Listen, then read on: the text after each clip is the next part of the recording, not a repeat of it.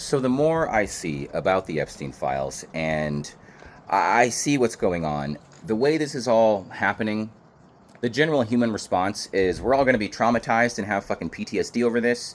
Really try to strengthen your mind and distract yourself, because this is psychological warfare. This is all way too much information that's way too devastating for a normal human brain to handle. We're just not designed that way.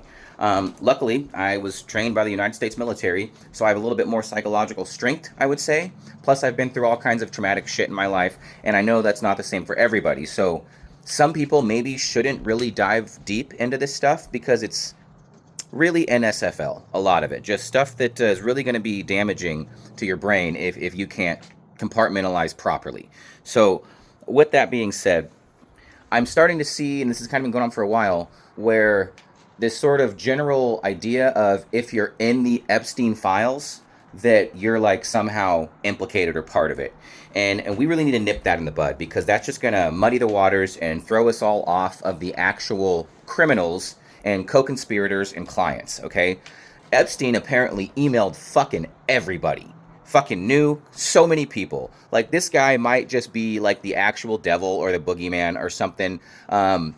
We don't even know if he's actually even dead, but my God, you can go to jmail.world where they've basically cloned what looks like Gmail to make it easier for people to see, and you can basically view all of the Epstein emails as if you were in his own inbox. And that's the easiest way to do it. But you can read all these communications, you can see who he was talking with, you can see the variety, the massive scope of people that like he was able to influence.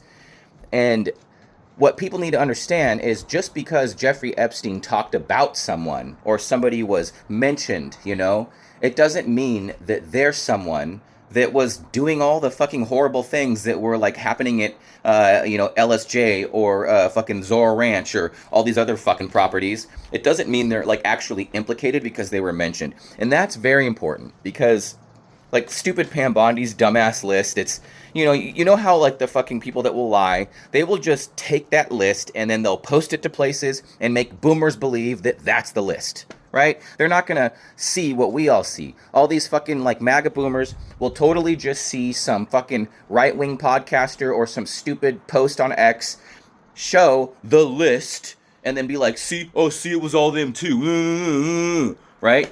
That's what they want. And we really need to make sure that we're doing our diligence to differentiate between these things. Because, my God, so from what I'm seeing, and again, I'm not a conspiracy theorist, I never have been. I like to speculate in good faith, and I base things off of the believability. I don't just dive into believing something. I'm not, I'm a realist. I've always been a realist. I'm not an optimist or a pessimist. I won't just dive in something and try to make it true because I want it to be. No, I will challenge my own positive beliefs with like potential negative ones to come up with like a real explanation or solution. That's just how my brain works. But with Epstein, my God, it just really seems like, okay, just so many of these things was just so designed around kids, right? Hurting, harming, raping, molesting, selling, murdering, even eating kids. Like it's wild. And to me, it shows that his like main number one overall goal was to basically try to populate the world with his DNA and his way of thinking, right? And it seems like he got pretty fucking far because another thing that's come out from the Epstein files is, the creators of Fortnite, the game that has the largest child player base of any game of all time. Apparently, there are connections with Jeffrey Epstein and the creators of Fortnite. Now, that's not an accusation, but then there's also proof that shows Jeffrey Epstein may have been responsible for microtransactions in games. Yeah. And then also, there appears to be proof that for the first 6 seasons of Fortnite, that Jeffrey Epstein himself may have been playing in the game. Which would mean I was probably in a server at some time with Jeffrey Epstein, playing Fortnite. Oh, God, I mean, think about it. Like, what a fucking honeypot for what they were doing. Like, let's just fucking make the biggest game ever for kids. And fund it through microtransactions. I'm surprised they didn't call them J-Bucks. Oh, my God. So This is a whole lot to process, right? And what people have to remember is if you start feeling overwhelmed, then stop. Distract yourself. Go do something else. Go eat some food. Go take a nap. Go outside. Go touch grass, because this is, again, psychological warfare. If we all just get into this mindset of we can just not sleep and not eat and we have to see all these horrible things consistently, it's going to fuck all of our brains up, okay? And we can't allow that. We have to be stronger than that. Like this